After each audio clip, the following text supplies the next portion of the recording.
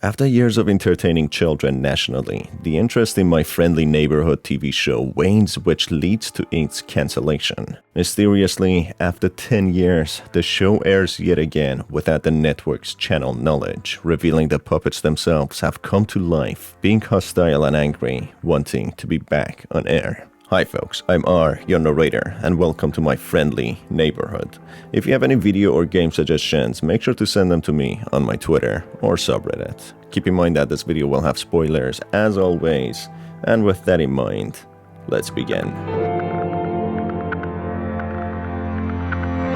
The story starts showing the puppet friends watching the worst the TV has to offer, all the adult content, crime, accidents, violence, and more, which are the typical channels on the City Network broadcasting group, usually broadcasting late-night news. The seemingly abandoned large studio suddenly opens its lights with its large antenna back to operation, as if the Friendly Neighborhood, a spoof of Sesame Street, is back on air for kids to watch. Gordon O'Brien, the grouchy repairman protagonist of the game, gets tasked with visiting 123 Sunrise Street, the network broadcasting group, in order to disable the broadcast antenna on top of the Central Hotel to prevent the strange reoperation of the show on top of normal programming. This is the last job of the day for the grumpy Gordon, who has a probation due to rude behavior towards previous clients. Therefore, he must complete his work order to prevent termination from his work. The day being July 8, 1993, Gordon mentions last job of the day is always the worst, which could not be the closest to the truth, as Gordon is in for the surprise of his life. As Gordon enters the building, Ricky the floating sock with no handler acts friendly, and when told Gordon is here to disable the antenna, his mood is instantly changed, being disappointed yet passing Gordon a keycard. Okay. I'm here to disconnect the I am Ricky the Sock. Your television will never be the same. Hold on. Did you say disconnect the antenna? Yes? Oh my, no. You mustn't do that. That would be a catastrophe. It's broadcasting over the news. The news? No, trust me. The antenna is just fine as it is. Doesn't need any disconnecting. Tell you what, you wait here and I'll... and I'll get you some... Oh, that wasn't pleasant. I'm gonna take a sec. Despite a living doll interacting with Gordon, he doesn't seem too fazed about it, acting as if it's all normal. Taking the card, he uses the back door accessible only for employees, as the elevator is stuck by a strange gooey purple substance. Finding a newspaper, it describes how the show was premiered in November 1968, roughly 2.5 decades ago, aimed towards preschool-aged children. As Gordon enters the building, he meets a humanoid doll called Norman, having his normal friendly monologue being talkative, laughing and giggling, introducing himself, and about how friendly he truly is. I'm a really normal guy. I just kinda show up, be a friendly face in the background.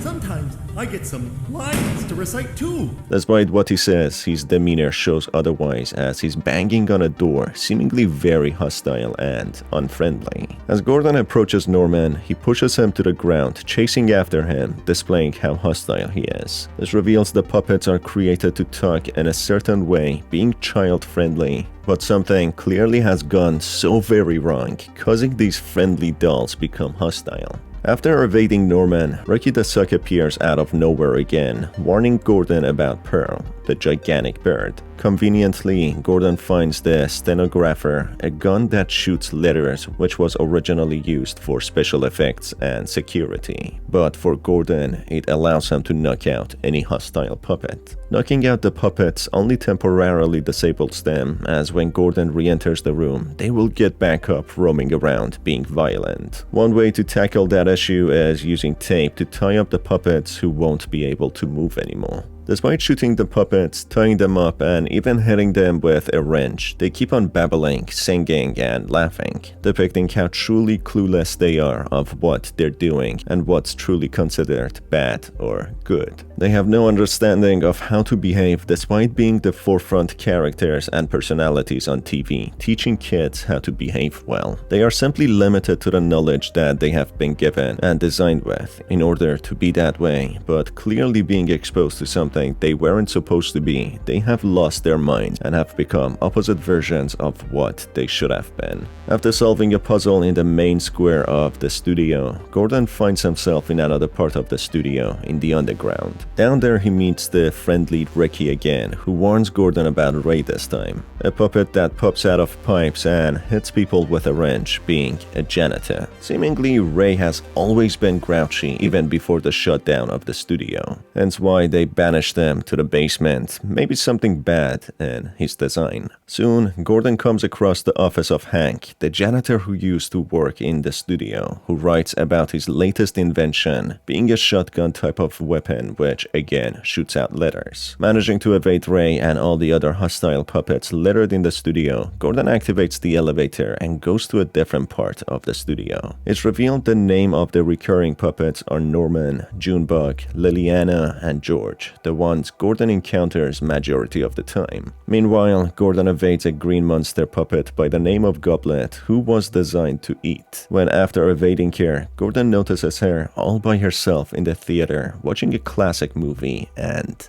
crying. Gordon, watching her and feeling bad for her, goes to talk to her, having a heart-to-heart, revealing that he was drafted in a war which left a massive toll on him. He explains how as a child he was so drawn into movies and the magic and the influence that they had on him, how beautiful they could be, but life and war changed all of that. This gravitates Goblet towards him, listening carefully, calming her down and not being angry anymore. It seems all the puppets really need is a little bit of kind interaction to remember who they once were.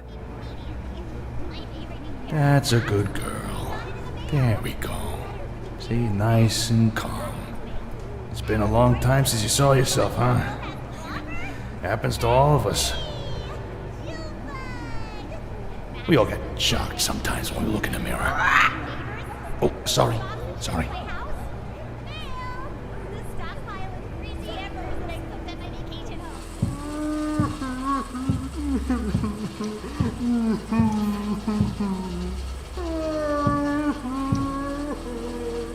Life can get you down sometimes, huh? First time I ever saw a movie as a kid, there was this scene of a man riding into this big blazing sunset, and I remember when it came up, it just caught me. I don't know if it was the plot or the music or what, but my heart just suddenly leapt, like I had just heard an old friend calling my name. And I sort of forgot myself and turned around, thinking someone was behind me. But all I saw was a little star of light coming from the projection booth. No one else turned around. They all were just focused on the screen.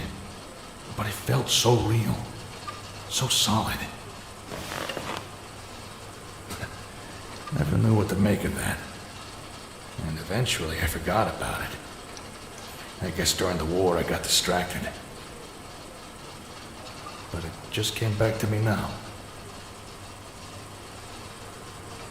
Moving on, after battling a large monstrous carpet with multiple eyes, opening the exit door to go to the hotel and disable the antenna, Ricky appears again, trying to dissuade Gordon from doing it, saying that the puppets have been through a lot and are just out of touch right now, and they can be good again. Ricky goes on comparing Gordon to a war soldier, being a bully and hurting the defenseless, which strikes a nerve for Gordon, revealing that he did some stuff he regrets in war, carrying trauma with him, which troubles him.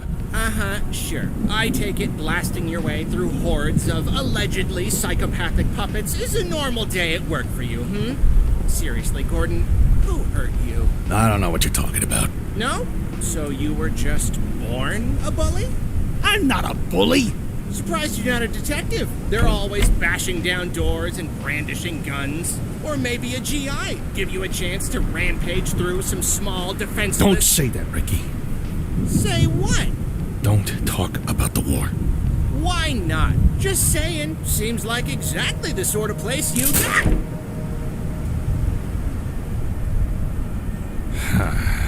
In the new area, Gordon is hunted by vicious dogs which he believes would tear him apart if they ever catch him. The dogs come to their balls seeing how empty they are, leaving quickly right after, looking for food. The dogs chase after Gordon and act savagely, barking and attacking him, which he has to evade. After managing to find food for them and filling up their bowls and ringing the food bell, the dogs happily wagging their tails rush to their bowls, munching away with joy and calmly approaching Gordon, thanking him for feeding them. This reveals that dogs were simply isolated for so long that they were starving and were deprived of any human interaction and love, which made them hunt for food and act in such a manner as all they ever needed was some food and affection. As the path is safe and clear now, Gordon continues on, determined to finish his job. Next up, Gordon decides to actually talk to the puppets and revert them back to their kind and happy nature. Gordon goes to the basement and fixes the plumbing, confronting Ray, the janitor puppet. He sees Ray banging on the pipes with his wrench, repeating the word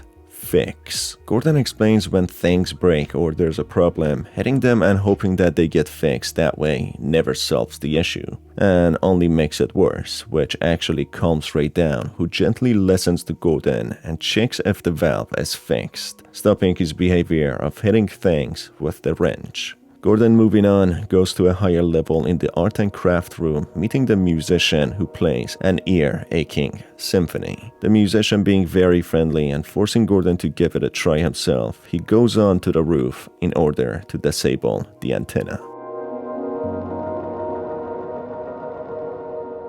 Ricky appears in desperate hope of convincing Gordon to stop what he intends to do and let the show air. Ricky explains that they got cancelled only because people had too much darkness in their heart and lives, and seeing a show all about giving and selflessness made them hate themselves even more, not liking to feel like villains, and that's why the ratings dropped and everyone abandoned the show. And of course, the producers only cared about making money and not what message they are sending out. Gordon, questioning himself, can't help but finish his job, as otherwise he would get fired. In remorse, apologizing to Ricky, he continues to disable the antenna when a lightning strikes, sending him down to his presumable death. Even despite trying to turn off the show, Ricky becomes extremely concerned with Gordon, shouting for his name. Lucky for Gordon, he drops into a structure, safely landing without sustaining any injuries. In a phone call, Ricky explains the puppets turned evil due to watching TV in absence of their handlers, shows that they weren't supposed to see, seeing reality and humanity for the worst that they have to offer. Down there where Ricky is now, they have changed the name to the Unfriendly Neighborhood, with these puppets having completely lost their minds and kindness, turning to violent mania.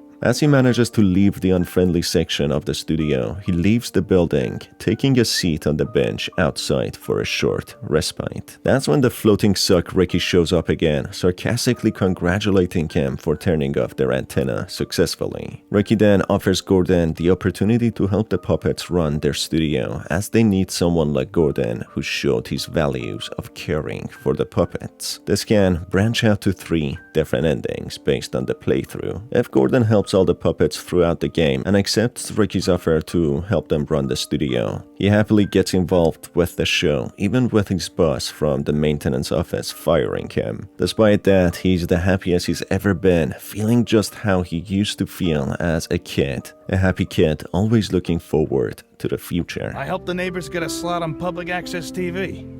It was late night on weekdays. I don't think anyone watched it.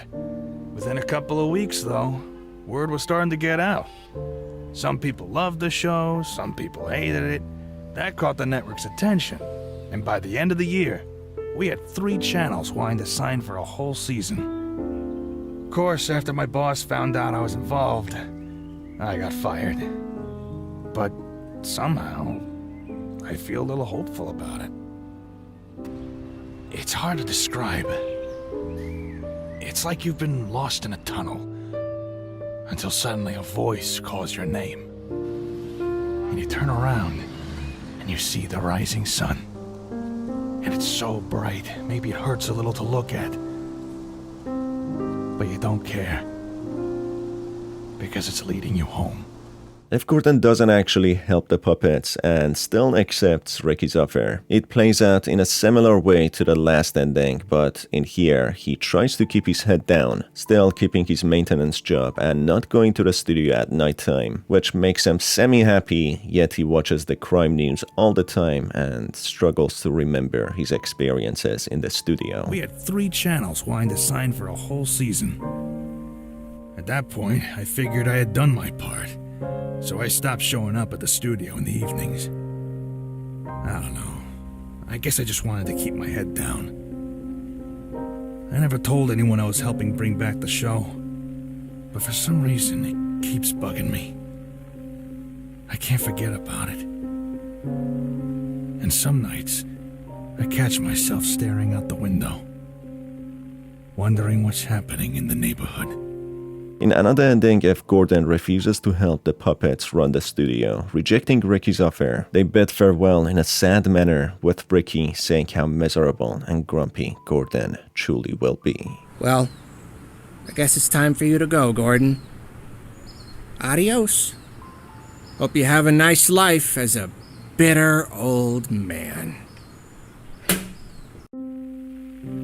After I got back to the office, my boss told me that everyone was really happy with what I did, even though the puppets messed up another night's news. I got promoted to manager, got an office with a window. But for some reason, I can't stop thinking about the neighborhood. For the next few months, I actually started watching the nightly news. Don't know why. Maybe I just wanted to see if something happened. But nothing happened.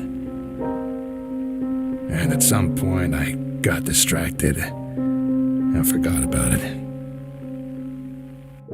This turns out to make Gordon into an average person who becomes promoted to manager, even getting an office. At times, he turns on the night news to see if the Friendly Neighborhood show comes on, but it never does. As time passes, his experiences in the studio become a faded dream, becoming like everyone else, watching news and just becoming overcome by stress, fear, and resentment. Another ending is F. Gordon leaves the studio, getting into his car before disabling the antenna. Gordon gets fired from his job, sitting home and watching late night news, which slowly fades his memory, forgetting about his experiences in the studio and just drifting away without getting his happy ending or even helping the puppets. The next day, I got called into the office because the network wasn't happy.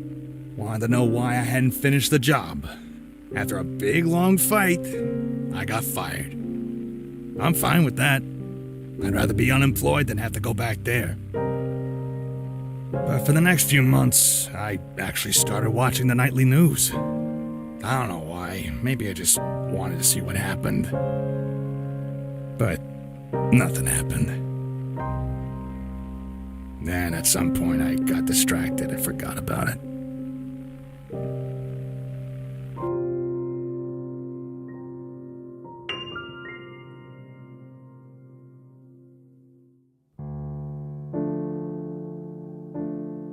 When the show premiered in 1968, it was an instant hit. The children in preschool age, so typically younger than 6, loved the show, and the parents loved their children watching it for the good values and morals it was spreading through thoughtful messages. Despite the adults not enjoying it and finding it boring, the show definitely had something in it. A sense of hope, spreading good manner and friendliness, something we all aspire to be as children, and something we wish everyone else was. Yet we never see ourselves as the problem, and this deaths soon shows to be the major cause of the show getting cancelled. In February 1972, after 20 years of war, which is a fictional war in My Friendly Neighborhood, loosely based on the Vietnam War, all the veterans return home being broken and lost, with no clear goal in it at all, which results in almost 100,000 casualties. The people back home even boo the veterans when they return, displaying that they didn't see them as heroes, but more like murderers. Well, war never has been kind and never made heroes, but in fact, broken people, victims, and murderers. But this time around, due to the war being televised and accessible to everyone in their living room, they saw the true horror war has to offer. In 1973, the well-known media critic Richard Lightsberry gives My Friendly Neighborhood movies good ratings, but this only goes down as time passes, as the effects of war start reflecting on the people. As Richard mentions, people are tired of childish morals, something that is made of dreams only and completely unrelatable. Even parents of the kids watching the show start complaining and turning away from the show, seeing the messages spread by the show as harmful, such as putting people before yourself or thinking about them before yourself, even if it makes you uncomfortable. The reality is far worse than being good and being treated good, as many can take advantage of one who is simply too kind, and the parents of kids born and grown through the war see the worst that humanity has to offer and how everyone should think about themselves. That idea is exhibited through a newspaper article on a reflection of war, how it has turned everyone into unhappy, untrusting individuals who always see the worst case scenario. The streets have started becoming empty, the people have started to realize they were taken advantage of and are left for worse after the war, and everything is almost falling apart, both mentally and in economy and everything else. The article ends with a quote that a wise man is the one who lives for himself. The economy is hit severely as well due to a long war which carried on for a generation. The life in the city is grim, everyone is angry and unhappy, always getting into fights with each other, with everyone going home and turning to TVs just to switch off their minds and relax, as that's the only place they can feel at ease and safe. And now, what does the TV has to offer is all about crime and violence. The dream for a better world is lost, and everyone, instead of improving themselves, just simply get distracted, as Gordon mentioned, due to everyday struggle. The television starts getting new shows and media genres, majority showing the worst of humanity. Crime, violence, and troubling news. Even children of all ages start taking after their parents' habits and watching similar shows. Therefore, the idea of watching out for yourself only and only living for yourself starts backfiring, depicting how fear, anger, and resentment leads to unhappiness, and everyone taking that motto leads to a war-torn city or country with everyone only looking out for themselves and hurting others, meaning each other. People's minds getting corrupted and adopting this as their new lifestyle. Less and less people watch My Friendly Neighborhood, and the new movies flop so bad that the show loses millions of dollars. This leads to the production studio dissolving, with the broadcasting group canceling the show. To put it into a few words, the war and televising it tore apart a once happier city. People started to look out for themselves, which meant showing no kindness or friendliness, pushing the city into a state of corruption. This led to people only stay home and watch TV to escape the dangerous world outside and the constant bickering. Happy shows fall out of favor as they were not relatable anymore, and people were broken, seeing these shows as childish and unreal. However, being bombarded by sad and crime news only, with misery and pain, the show kicks off again after 10 years of being shut down, as people started appreciating kindness and seeing that's the only solution for a better world. Despite being broken and resentful and angry, working on oneself and sharing that kindness with others could only spread happiness.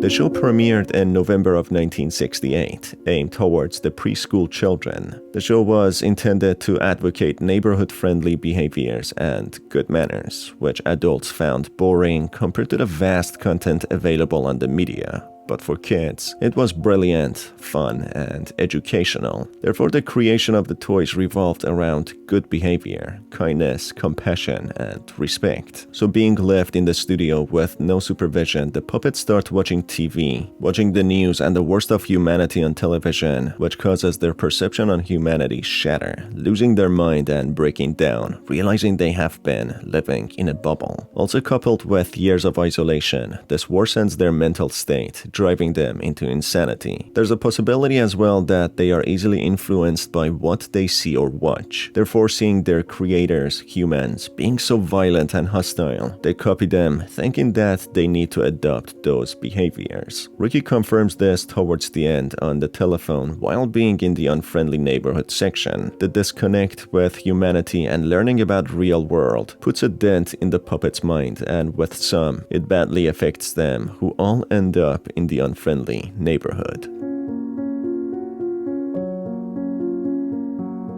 Gordon, being a veteran of war and clearly carrying trauma and the burden of bad memories with him, is understandably grumpy and unhappy, seeing the world in a different color. As he mentions, as a kid, he was much happier and saw the magic in media. It turns out all he needed as an adult was reassurance and example of kindness and goodness, and the puppets showed him that. Gordon himself being a genuinely good person in heart, despite the hard shell that he's created for himself for protection, he displays his kindness, actually trying to help the puppets, which in turn helps them see the good of humanity as well, getting back to their original happy selves, being good and friendly again, which also in return turns Gordon into a much happier person. Alright folks, that is it for this video. I truly hope that you enjoyed it. If you did, make sure to stay tuned by hitting on the subscribe button and the notification bell. It's been your host Star, and I will see you on the next one. Have a fantastic day.